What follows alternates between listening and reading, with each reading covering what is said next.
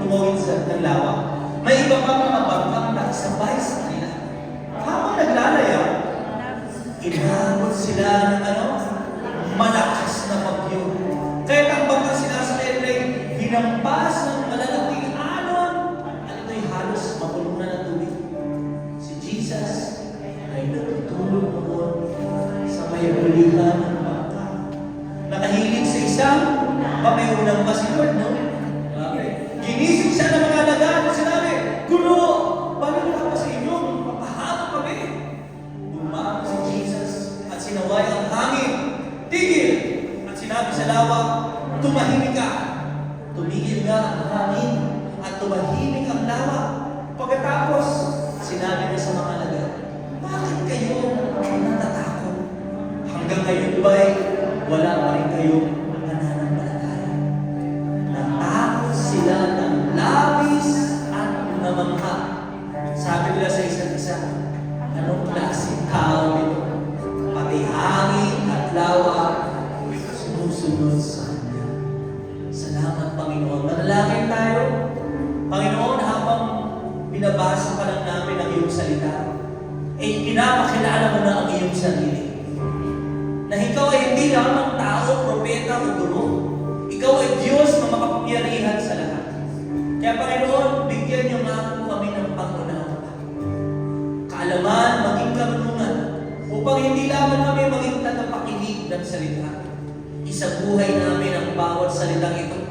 Sa gayon, Panginoon, kami ay mapapalaya sa pamumuhay ng may takot at mabubuhay kami sa pananampalataya. Pagpalain niyo po ang salita niyo sa aming mga puso, makita ang paglago, makita ang mga pagbabago sa aming lahat. Tinatanggap namin ito sa pangalan ni Jesus. Amen. Palakpakan natin ang salita ng Panginoon. Thank you, Lord. You may be seated, mga kapatid. Purihin ng Diyos na buhay. Muli, binabati namin po kayo ng magandang hapon. Masarap ba ang inyong tulog? Maaga tayo matulog kahapon kasi pagod na pagod tayo sa family day. Congratulations sa Blue Team! Yeah! Sa 2026 winner. Praise God, ha? Nakakatawa talagang dinala din tayo ni Lord sa isang magandang lugar. Mga nagpupunta lang doon mga member na golf, mga membership ko lang doon. Mga pangmayayaman. Mayayaman naman tayo, di ba? Kasi tatay natin may-ari ng lahat. Tatay din natin may-ari doon.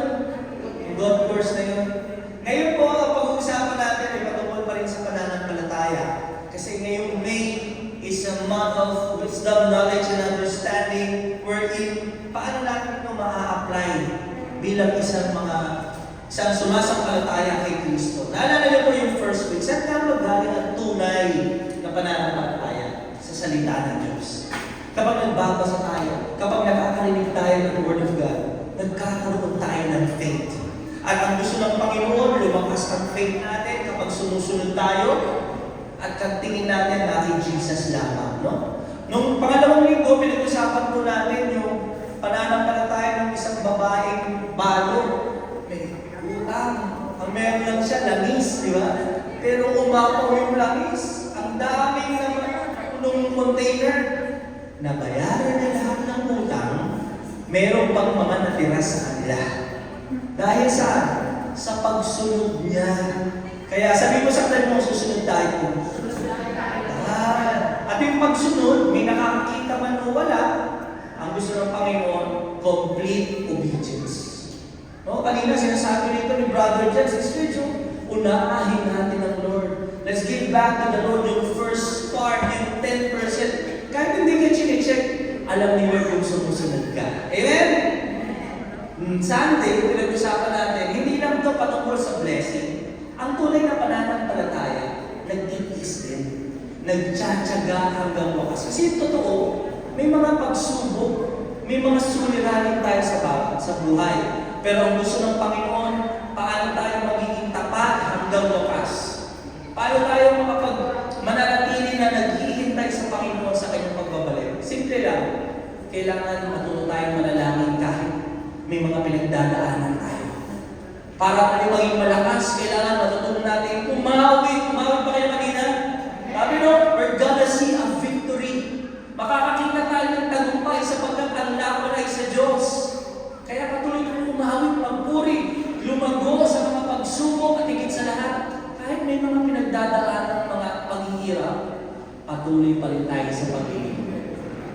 Ngayon ang pag-uusapan natin, ang pananampalataya ay nagtatagumpay laban sa takot. Nagtatagumpay laban sa takot. Bago kayo pumunta dyan, masarap na ba ang tulog ninyo? Siguro pag pagod, masarap ang tulog. Pero pag hindi kayo pagod, nakakatulog ba kayo agad? Alam niyo, may mga tao na nahihirapan silang matulog agad. Talagang ang kanilang buhay, hirap na hirap, hinahanap nila yung tulog. Alam niyo ba, even sa pag-aaral, sinearch ko sa mayoclinic.com, ano nga mga dahilan bakit hirap na hirap matulog ang mga tao? Alam niyo yung una, psychological, yung sinasabi dito na kapag ang tao ay stressed, maraming iniisip, trabaho, kanyang kalusugan, mga gastusin, lalo na pag pera, naku, hindi makatulog. Naranasan niyo na yun, dahil iniisip? Yung gusto mo, pinitikit yung mata mo, pero iisipan mo, tuloy-tuloy yung iniisip, nung dami, hindi ka naman makatulog nun eh. Alam niyo, sa pa, yung pag nalulungkot tayo, kapag may depression, kapag broken tayo, ang hirap kung makatulog. Pero meron din isa pang dahilan, yung lifestyle and daily habits natin. Alam niyo kaya hindi tayo makatulog? Kasi akala natin cellphone yung pampatulog. Yung too much blue light. Alam mo sabi yan, yung blue light, yung paggamit ng mga smartphone and tablet paggabi, lalong hindi ka makakatulog. Kasi itong ginagawa ng cellphone, yung light nun, sinusuppress niya, pinipigilan niya yung mga melatonin. Yung melatonin, ang mga hormones na bibigay sa atin ng kapayapaan, ng pag-relax ng katawan para makatulog. Pero pag sa cellphone tayo, ang sabi niya, wala na. Nawawala, hindi makapag-release ng melatonin. Kaya alam niyo, kung gusto mong makatulog agad, mga 2 oras bago kayo matulog, wala ng cellphone. Amen! Tingin mo sa atin yung katabi mo, mukha ba siya nakatulog? Pag hindi, puro cellphone yan. Ano naman? Mga substances o caffeine. Naku, ginawang magpatulog yung kape. Naku, one time, isang araw, nakalimutan ko na kailangan na pala matulog. Kasi gumagawa ko ng study ko, alas 10 na, nagkape pa ako. Eh, yung kape namin sa bahay, mga barako yun. Alam niyo, kung oras na ako natulog, mga 2:30. Grabe, sabi ko, nagkabali ako, Lord, sorry po. Kahit anong gawin mo, gising na. Kaya alam niyo, maging maingat tayo. Sapagkat ang pagtulog, diyan po nag-ihihil yung ating katawan. Diyan lumalakas yung immune system mo. Talaga, may re-repair niya yung mga sirang cells. Kaya napakahalaga po ng pagtulog. Kapag kayo natutulog, regalo yan ng Diyos. Huwag niyo pong isipin, mag-guilty kayo kapag natutulog kayo kasi bigay yan ng Panginoon sa atin. Kaya alam niyo, ang pagtulog, pastor. Kasi si Jesus, nung nasa bangka siya, natutulog siya. At sabi nga ng Bible, may unan pa. Grabe, no? So, pag-uusapan po natin, sino rito alam mo na yung storya? Alam niyo yung storya nito? Familiar kayo sa story? Ito po yung summary ng story. Sabi ni Jesus, punta tayo sa kabila. Sumakay sila sa bangka, nandun yung mga disciple. Habang nandun sila sa lawa ng Genesaret, biglang nagkaroon po ng malakas na bagyo, hangin. Kasi po yung Genesaret, yung Lake na Galilee, palibot siya ng mga mountains. Alam niyo sa mga bundok, kung nagbubundok kayo, mahangin dyan. Dahil nga napapalibutan siya ng mga bundok, alam niyo nangyari sa Sea of Galilee, bigla nagkakaroon po ng bagyo. Pamilyar na po sa kanila yung sa Sea of Galilee, na talagang, anytime pwedeng bumagyo, anytime pwedeng lumakas yung hangin. At ito nga po, habang nasa gitna sila, namamangka sila, itong chapter na ito sa Mark chapter 4, ito yung verse na ginagamit ng mga against kay Jesus, na sinasabi nila na, si Jesus, tao lang. Kasi pag binasa niyo po yung Psalm 121, basahin niyo yan, mga awit 121. Pag binasa mo yun, hindi natutulog ang Diyos ko. Hindi natutulog ang aking tagapagbantay. Tapos ginagamit nila to. Eh bakit si Jesus, kung siya'y Diyos, tulog siya? Eh sabi ng Old Testament, hindi natutulog ang Diyos. Alam niyo po, kailangan natin maintindihan na ang Diyos nagkatawang tao. Hindi nawawala yung kanyang pagka-Diyos. Pero nagkaroon siya ng panibagong nature. Ano yung nature na yun? Yung pagiging tao. 100% God, 100% man. So naging bahagi sa buhay niya yung mga limitations ng tao. Ano ba yung limitation ng tao? Nagugutom? Ano pa? Uhaw? Inaantok? Napapagod? Eh sabi ng Old Testament, hindi napapagod ang Diyos. Hindi nabuhaw, hindi natutulog. Bakit si Jesus gano'n? So hindi siya Diyos? Hindi. Ang ibig sabihin lang ito, ipinapakita ng salita ng Diyos na siya ay naging bahagi sa atin bilang isang tao. Kaya sa mga alam niyo ba kung bakit siya pagod na pagod? Kahapon sa family day, kulang-kulang 100 plus tayo. Kulang-kulang mababa pa ito, 110, 109. Napagod kayo? Alam niyo ba yung taong kinaharap ni Jesus bago sumakay sa bangka? 5,000 lalaki. Nagpakain sila ng 5,000 tao eh. Isipin niyo yun, nakakapagod po yun, tama ba? Pagod ang pagod si Lord. Sa kanyang pagkatapay, pagdating mo sa bangka, natulog na siya.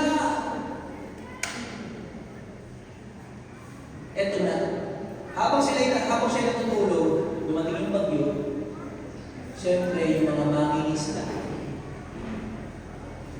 natakot sila kasi napupunuan ko yung bangka ng tubig. Ano ginawa nila? Ginising nila si Jesus. Lord, wala ka pang pakailan, Lord. Mamatay na kami. Gumising naman si Lord. Ano ginawa ni Lord? Inutusan yung hangin. Kumalma ka. Yung alon, tumahimik ka. Kumalma. At doon yung pinaka-story. Pero meron tayong matututunan patungkol sa takot. Ang sabi ni Jesus, bakit kayo natatakot? Wala ba kayong pananampalataya? Sa buhay po natin, mga kapatid, natakot na ba kayo? Naranasan niyo na matakot? Dahil na kapag dumarating yung pinagkautahan nyo, pag may tumatawag sa'yo, ano na, pero ito siya, sisigilin ako. Natakot na ba kayo? Sa mga estudyante, kapag may exam, entrance exam, kinakabahan tayo, paano na to, paano na? Marami po tayong pagkatakot sa buhay na. Sabi ni Lord, bakit yung natatakot? Hindi ba kayo, wala ba kayong pananampalataya? Ang word na fear, ito yung parang maintindihan niya. Di ba, sinasabi sa atin, pag may kasalanan ka, sinasabi, yari ka. Alam niyo ba, Hebrew word yung yari. Sabi niyo, yari. Sa beses pa, yari. Ibig sabihin nun, sa English, takot. Yung pala yun, yari ka, matakot ka. Sa Greek word, kasi bakit may Hebrew and Greek? Kasi yung Bible, sinulat yan sa Hebrew, Old Testament. Yung New Testament, sinulat sa Greek. So yung Greek word, yung phobia o mga phobias. Nailan niya? Naalala niya? Phobia, marami akong phobia. Ano ibig sabihin? Alam niyo po bang 400 times binanggit ito sa Bible? Ibig sabihin nun na to make afraid or terrified. Hindi lang siya basta matakot ka, at ibig sabihin po rin ito ay to inspire reverence. Sino po dito may takot kayo sa magulang niyo? Ang ibig sabihin ng may takot sa magulang, hindi lang yung dahil papaluin kayo. Kasi kahit malaki na kayo, hindi na kayo pinapalo, may takot pa rin kayo sa magulang niyo. Yun po yung respeto. Reverence. Na hindi ka gagawa ng kasamaan kasi ayaw mong mapahiya yung pangalan ng magulang mo. Amen? Take it, no? Yun po yung reverence. Kapag may nakita kang mga di ba? Nagdadrive ka, nagmumotor ka, di ba? Biglang may tumaan. Eh, wala nang mga tao. Strange sights. Nakakatakot yun. Biglang tumataas yung balayin mo. Bakit dito? Yun po yung the word yari. Ito po,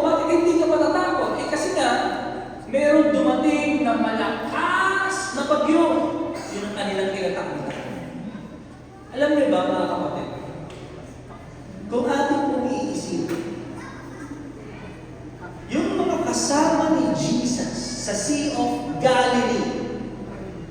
Ano yung trabaho nila dati? Fishermen.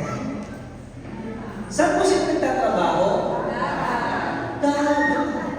Taga doon ba sila? Oo. Ano ba nilang may mga alon at bagyo doon? Oo. Pero ang tanong, pagbasa kayo ng Bible, ang tanong, mga bagay isda ito eh. Natakot pa sila. Bakit? Bakit na kahit sila yung mga professional, normal na yun sa buhay nila, natakot pa rin sila? Isa po sa mga dahilan, kasi yung sinabi dito sa translation, furious or galit talaga. Isa sa mga dahilan, baka hindi pa nila naranasan yung ganitong kalalaking alon. Kasi yung mga alon nito, inaabot mo ng mga 2.1 to 2.5 meters, mga 12 feet. Pero yung nasa mga kakaganyan kalaki yung alon. Tataas ang alon. At yun ay pumapasok na sa kanilang bangka.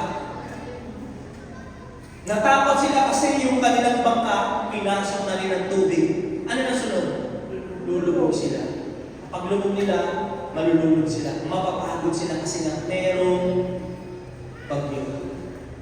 Alam niyo ba isang tinuturo nito sa atin? Kahit sila yung professional fishermen, yung para sa kanila na normal, dumating ang pagkakataon sa buhay na meron silang pinagdaan ng pagsubok na talagang matetes yung kanilang pananampalataya. Ano ibig sabihin, Pastor?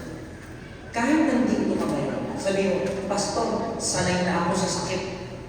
Professional na ako sa mga sakit na yan. Hindi na ako tinatabla. Darating sa buhay mo na darating ang isang sakit na katatakutan. Amen? Tama ba? Pastor, sanay na akong masaktan.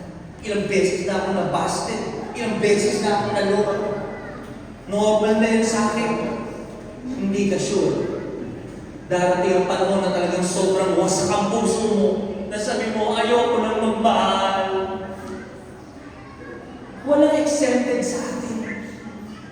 Darating at darating ang panahon sa buhay mo na ang pananampalataya mo ay masusubok. Amen? Kaya kung ibang malaki, malakas ako, matatag ako, kahit anong bagyo haharapin ko, hindi ako matatakot. Ito, professional sila. Pero dumating na sila yung takot. Naintindihan niyo po yun?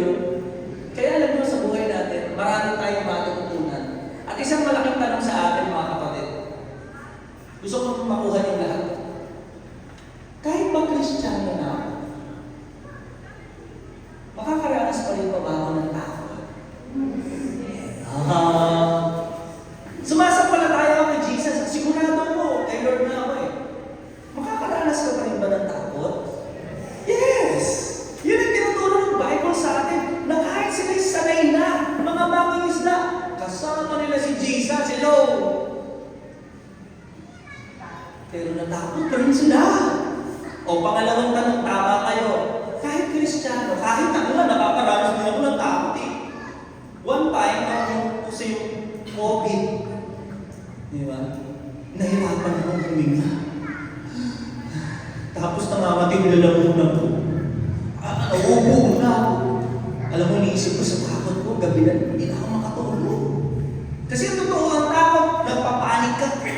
Ang takot, sinisira niya yung katinuan sa isipan ng isang tao. Ano na yung mga anak ko? Bata ba? That basic. Tapos, awa ng Diyos na usap ang Panginoon sa akin. Sabi niya, anak, hindi COVID yan. Ano yun? Ina-acid reflux ka lang. Ang dami mo kasi kinakain. Totoo na. Kinabukasan wala na. Kaya kumunti-kunti na lang yung kain. Kasi wala kang exercise sa bahay ka lang lagi, di ba? So, nakakaranas kahit pastor, kahit sinong mananampalataya, nakakaranas sa takot. Totoo, tama? Pangalawa, follow-up question. Ang tanong, pag natakot ka ba kasalanan? Kristiyano mo, nakakaranas ako ng takot. Paano pag natakot ako, kasalanan ba yun?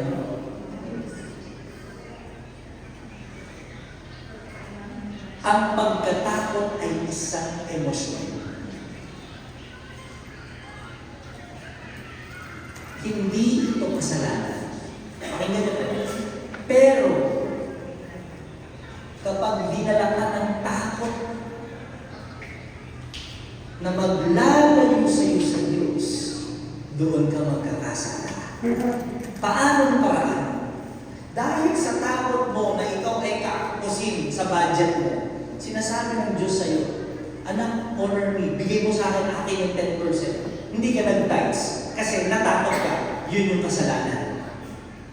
Yung takot na nagdala sa iyo sa hindi mo pagsunod sa Diyos, yun yung kasalanan. Naintindihan niyo? Ano pa? Kapag ikaw ay natakot at nabuhay ka na, yun na ang nag-control ng mga desisyon mo. Doon ka nagkakasala. Kapag yung takot ang naging master ng buhay mo, na kahit sana lang namumuhay ka sa takot, hindi sa pananampalataya, doon tayo nagkakasala. Pero bigyan ko kayo ng Bible trivia. Kasi alam nyo, bakit ba may takot? Nung pumasok ang kasalanan sa book ng Genesis, ang unang emosyon na naramdaman ng tao, alam niyo ba no? Fear. Yari. Kailan?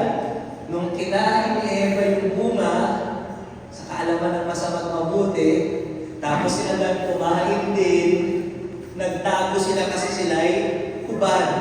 Dumating ang Panginoon, ang boses ng Lord, sabi niya, Adan, nasaan ka? Alam mo sabi ni Adan? Panginoon, nagtatago po kami. Bakit ka naman nagtatago? Kasi natatakot po kami. Kasi kami hubad. We were afraid. Yan ang unang ang resulta dahil sa kasalanan ng tao.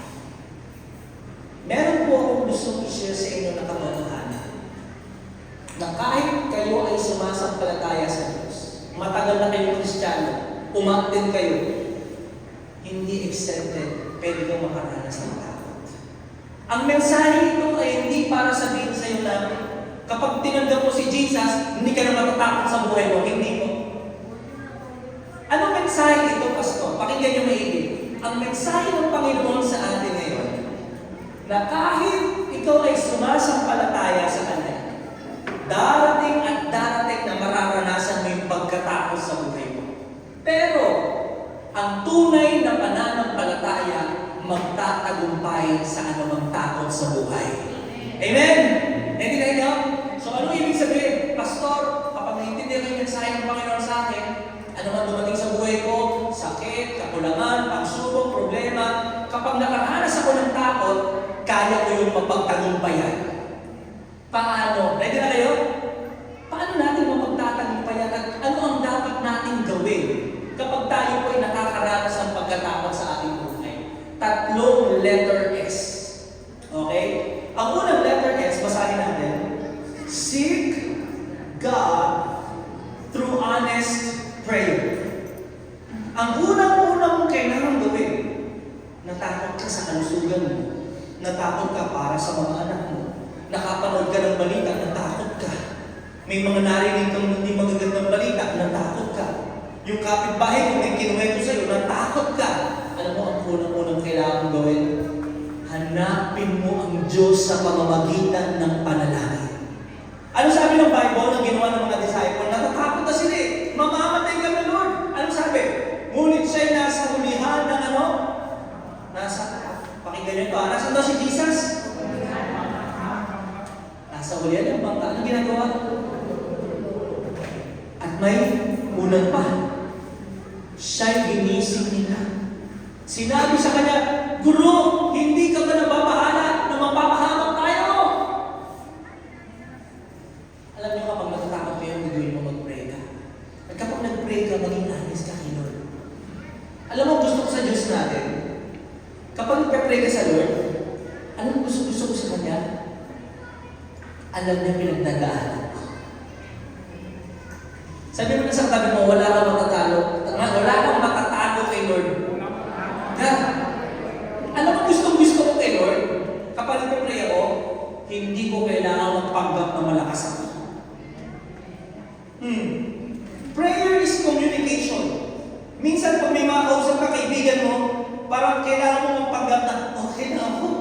malakas ako.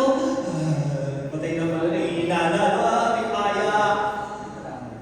Pero alam mo kay Lord, kapag umarap ka sa Kanya sa panalangin, you can be honest with God. Lord, pagod na ako. Lord, nangihina yung katawan. Lord, yung schedule ko napakagulo. Lord, punong-puno na ako ng alalahanin sa buhay. Kayo pong mga magulang na may mga anak, hindi ba gustong-gusto ninyo na ang inyong mga anak ay honest sa inyo? Na nag-open sila, nag-kwento sila ng kanilang mga nararanasan. Yes? Alam mo, ganun din ang Diyos natin. When we come to God, He wants us not to be perfect. He wants us to be honest. I was reminded with the verse in James chapter 5. Nasa Bible yan, basahin ni Santiago. Sabihin ninyo sa inyong mga kapatid, verse 16, in 16, ang inyong mga pagkakasala. Sa gayon, kayo ay ipapanalangin at gagaling. Anong ibig sabihin?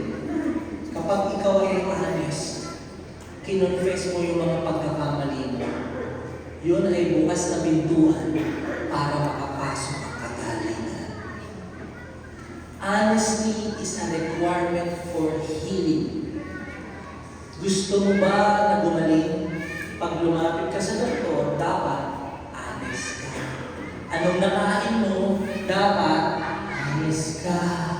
Para yung may bibigay na gamot sa'yo, magpapagaling sa'yo. Pag hindi ka honest, hindi ka gagaling. Amen? Kaya naman maglalapit tayo kay Lord, gusto niya maging totoo tayo.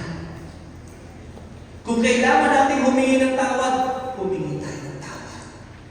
Lord, eto na naman ako.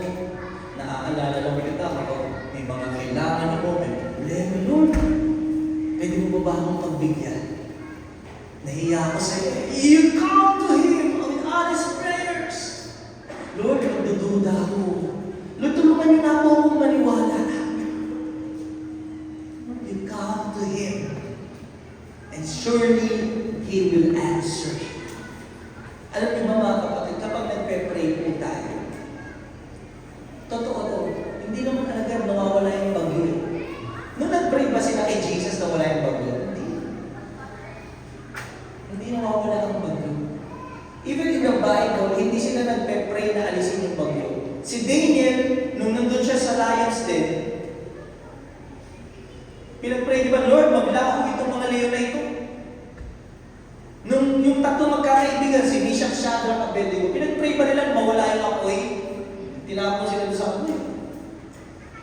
Kapag nagpe-pray tayo, hindi automatic nawawala yung problema. Pero alam niyo nangyayari? Yung presensya ng Diyos sumasa iyo. Yung kapayapaan ng Diyos ang nag-iingat sa puso't isipan mo, Philippians 4:6-7. That when you come to Him through honest prayers, you don't worry about anything, but in everything, with prayer and thanksgiving to God, you present every request to God, and the peace of God will guard your hearts and mind in Christ Jesus. Hindi man nawawala ang pagsubok, pero dumarating ang presensya ng Diyos kapag tayo nananalangin. Amen? Kaya alam mo, pag natatakot ka, nag-pray ka, automatic, at Panginoon, pag narinig niya, sasagot siya sa'yo, aalisin niya yung takot sa puso mo. Talaga, Pastor, oo. Ang kailangan mo lang gawin manampalataya na, Lord, alisin mo nga po yung takot sa puso mo. Alisin mo yung pagdududa sa puso mo. Psalm 34, basahin niyo po. Ready, go. Apoy. Ano nang ginawa niya? Nanalangin po siya. Sabi Lord, at apoy. Kanya. Amen. At anong ginawa? Pinalaya niya ako saan? Sa lahat ng aking takot. Inalis siya bang problema? Hindi pa. Wala na bang bagyo? Meron pa. Pero meron pinalaya sa takot. Amen. Yung taong nanalangin. At pakinggan mo ano nangyari dun sa tao na yun. Ang mga umaasa sa kanya ay nagniningning ang mga mata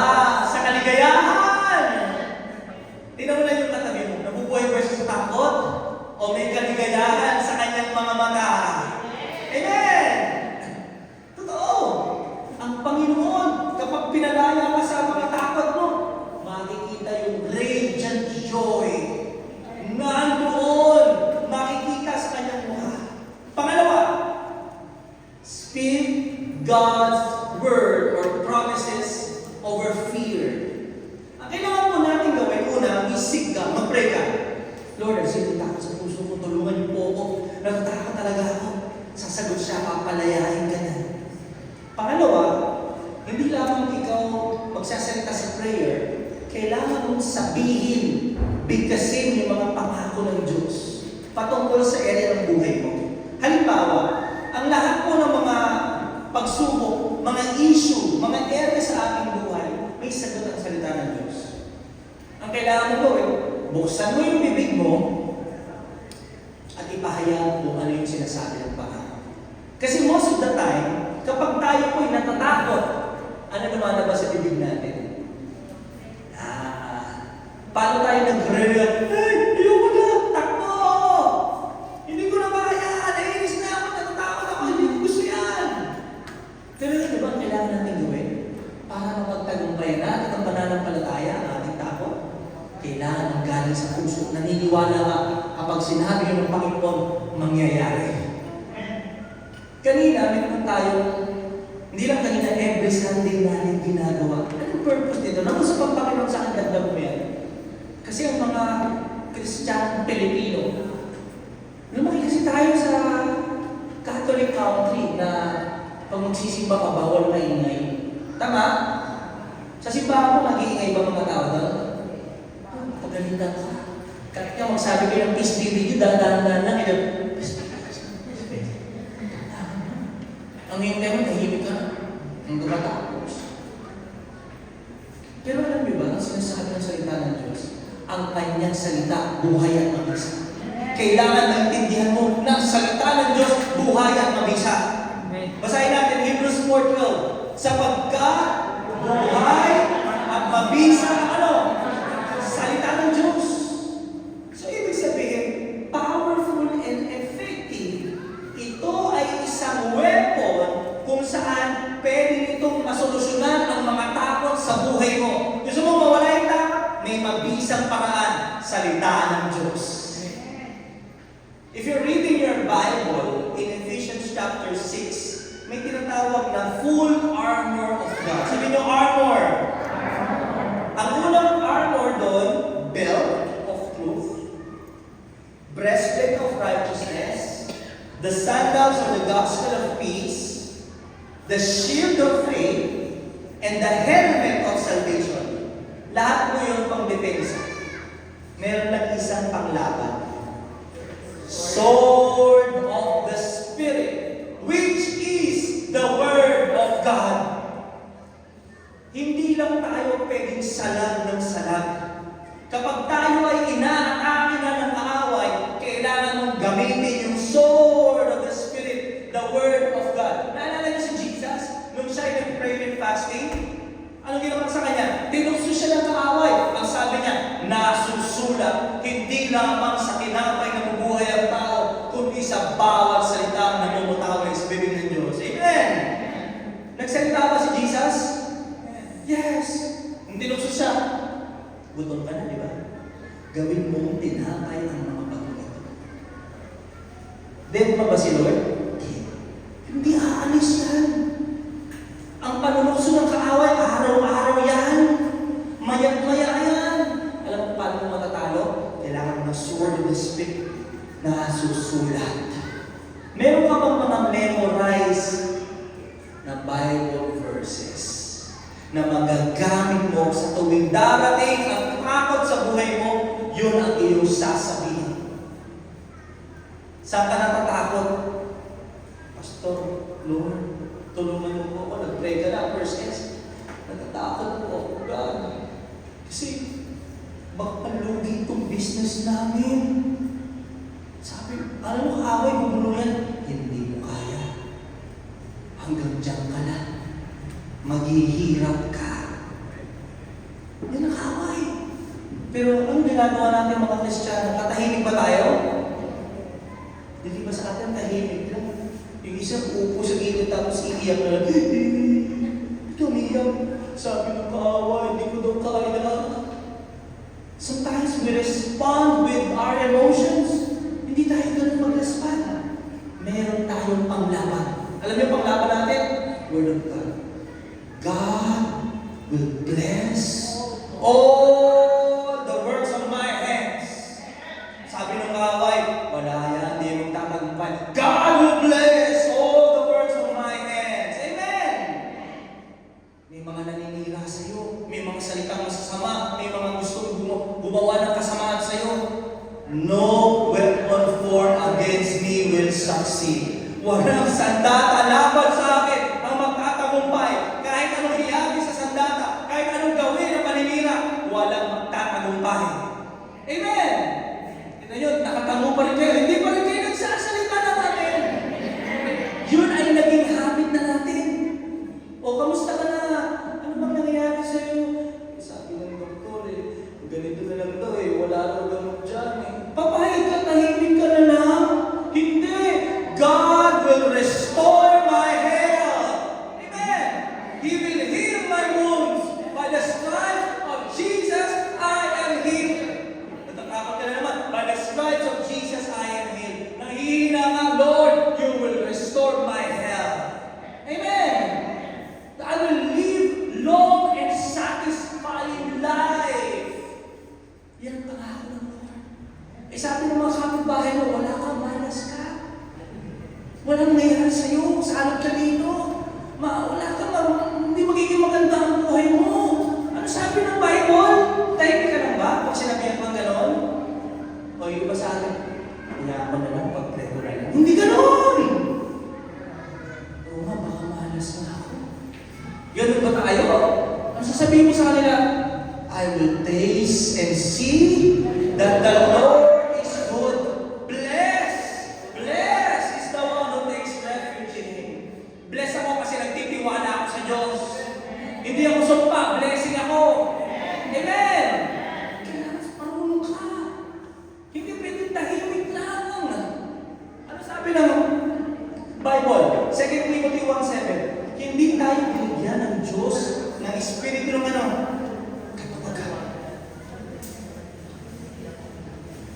Ang mga Kristiyano, ang Espiritu na binigay sa atin, hindi pagiging duwag.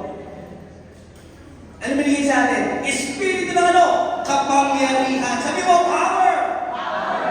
Kaya nga pag huling ba, power is in you! Isaya! Si Jesus na sa akin.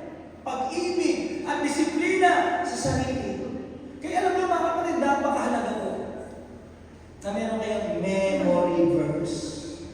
Pastor, mahina na yung memory ko rin.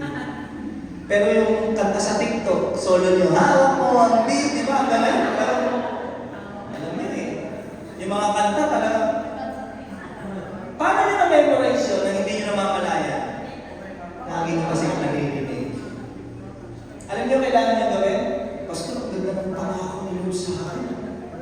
Nagbabasa ako ng Bible, binigay ni Lord sa akin. Kailangan gawin, i-record mo, basahin mo. Pag binasa mo yung mga kapatid, i-record mo lagi yung pakinggan, mag-memorize mo. Kasi ganun yung ginagawa kahit nasa jeep ka, pinapatugtog, nasa bus ka, nasa lugar, may nagtitiktok, may nagsasayaw, may kanakatan, gano'n naman ako. Memorize mo. Tanong ko, meron ba kayong sword na hawak? Meron kayong mga memory verse na, paano ko magkakaroon ng memory verse? Kailangan ako magbasa ng Bible. May Bible kayo. Kasi kung wala tayong Bible, wala tayong sandata.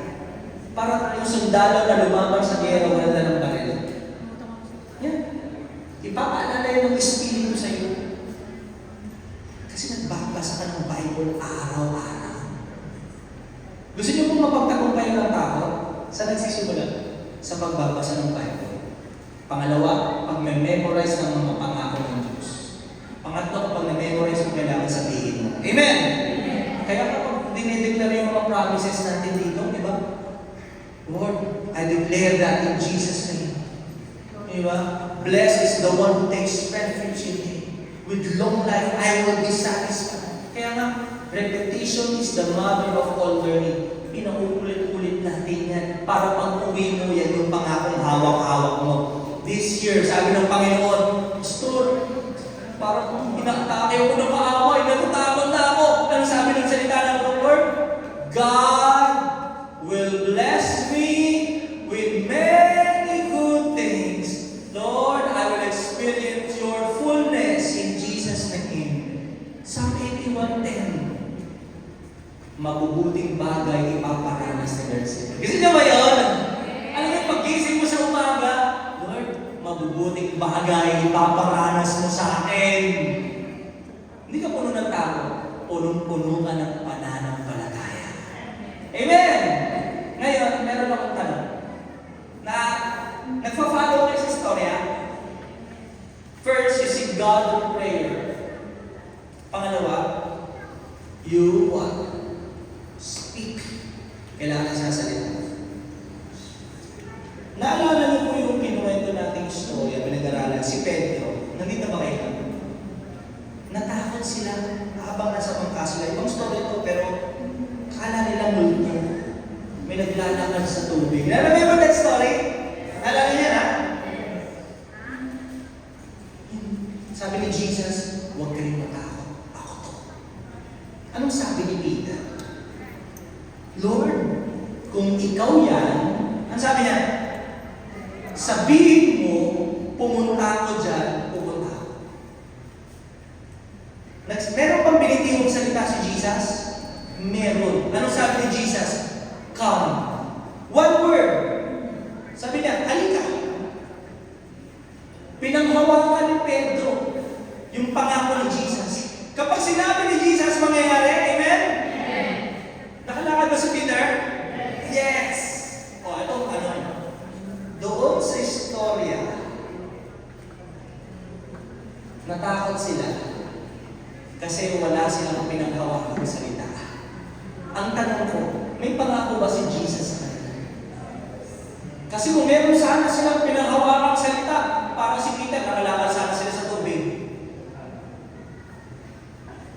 Meron ba pinanghawakan ng salita? Meron. Nandun sa storya. Meron ba sinabi si Jesus sa storya? Meron? Meron. Nalampasan lang natin eh. Pero pag binasa niyo ito, simulan natin ha. Next please. On that day, when evening had come, basta po, para makita niyo kung may sinabi si Jesus. Anong sabi niya? He told them, let's cross over to the other side of the sea. So they left the crowd and took him along since he was in the boat. Anong sabi ni Jesus? Ang sabi ni Jesus, tatawid tayo sa kabilang ibayo. Kung pinanghawakan lang sana nila yung salita ni Jesus, hindi sila matatakot. Kasi pwede na lang sabihin sa bawat isa, sinabi ni Jesus, hindi na natin siya kailangan isingit. Kasi ang sabi niya, makakatawid tayo sa kabilang ibayo. Kahit anong bagyong dumating, hindi tayo lulubog dito. Kasi sinabi ni Jesus, makakatawid tayo, pupunta tayo, makakarating tayo doon. Naiintindihan niyo ba? Kung pinanghawakan lang sana nila yun. Nga lang, lumipas lang sa kanilang buhay na, sinabi niya lang eh, hindi nila pinaniwalaan. Pag sinabi ni Jesus, magaganap. Nung sinabi niya, nakalakad mo si Peter, kung pinanghawakan mo ang pangako ng Lord, sigurado magaganap yan. Panghawakan mo, huwag mong kakalimutan. Alam niyo ang sabi rito? 2 Corinthians 4:13. Sabay-sabay po. Yaman tayo merong parehong espiritu ng pananampalataya. Do you believe in Jesus? Yeah. Do you believe that He is the Lord and Savior? Yeah. Ayon sa bagay na nasusulat. Sabay-sabay basahin natin. Sumampalataya ako, kaya ako'y ulitin natin. Sumampalataya ako, kaya ako'y ang mga sumasampalatayang totoo, nagsasalita yan. Hindi sila nagsalita sa panahon na yun kasi wala nga silang pananampalataya. Pero kung meron lang sumasampalataya doon, magsasalita yun. Anong sasabihin niya? Huwag kayong matakot. Sinabi na ni Jesus, naniniwala ako, sabi niya tatawid tayo. Ibig sabihin, kahit anong mangyari sa ating daraanan, makakatawid at makakatawid tayo. Ang mga Kristiyano minsan, ang mga Pilipino, hindi tayo nagsasalita. Pumapayag lang tayo na batuhin tayo ng mga kasinmalingan ng kaaway. Pumapayag lang tayo na lasunin ng kaaway ang ating isipan. Nabatuhan niya tayo ng mga kasinmalingan. kailangan kung tunay kang sumasampalataya, marunong kang magsalita. Amen? Kapag sinabi ng kaaway, wala ka, walang nagmamahal sa iyo. Hindi totoo yan! Sabi ng salita, ano? God loves me with an everlasting love. Hindi ka mapayag. Sasabihin, wala na, di ba? Mag-isa ka na lang. No! Ang sabi ng salita ng Diyos, He will never leave me nor forsake me. Intindihan niyo po ba yun? The Lord is with me. Pag sinabi sa iyo ng kaaway, ano? Wala, mahina ka, hindi mo kaya. Ano kailangan gawin? The Lord is my strength. I can do all things through Christ who gives me strength. Kaya to! Amen! Hindi pwede tahimik lang tayo. Nalala niyo po si David. Nung hinaharap niya si Goliath. Si David po, bata. Nung hinarap niya si Goliath, bago niya harapin sa pakikipaglaban, narinig niya, sino itong Pilisteyong ito na hindi naman tinuli? Sabi niya, kung ano na ako nagsasabi. Yeah. Uncircumcised Philistine. Sabi niya, oo, si Goliath dyan. 9 feet. Alam niyo ba yung armor ni Goliath? Yung kanyang suot? 60 kilos. Kapi nun. Mga kanya, nakakala kanya. Taas ka rito. Mga 9 feet din. Walang gustong lumaban ang mga Israelita maging si Haring Saul. Takot. Takot sila. Pero narinig ni David, sabi niya, walang gusto lumaban. Ako lalaban. Talaga, sige. Dinala si David kay Haring Saul. Boss, meron na tayo contented dito. Tara. Sige, sino nalaman kay Goliath? Hindi. Baka. Alam mo bang sabi ni Saul sa kanya, basahin yung Bible ng 1 Samuel 17? Hindi mo kaya. Mahina ka, bata ka pa. Si Goliath, mandirigmana nung siya pinanganak, trained yan. Hindi mo kaya. Pag ikaw sinabihan ng gano'n, anong gagawin mo? Hindi ko na kaya. Okay na lang ako. Pero sumasampalataya siya, di ba? Nagsalita si David. Alam mo, sabi ni David, sinabi hindi kaya para. Mahal na hanap. Alam mo, sabi niya, nung ako'y nasa pastulan, meron akong tinanong leyon at oso. Yung leyon at oso na yon, niligtas ako ng Panginoong Diyos. Kaya sa ng higante na yan, ang parehong Panginoong Diyos din ang magliligtas sa atin. Amen! Kapag pinapaliit ka, magsalita ka sa mga pangako ng Diyos. Buhay ang Diyos ko. Kanya-kaya maghimala ng Diyos ko. Amen! Sabi ng tungkol sa iyo, may tali na buhay ko, wala kang gamot. Ang Diyos ko, bumubuhay ng mga patay. Hello? Kailangan matuto tayo magsalita. Hindi tayo pwedeng tahimik at yung salita natin manggagaling sa salita ng Diyos. Yun yung pangako niya. Kaya napakahalaga po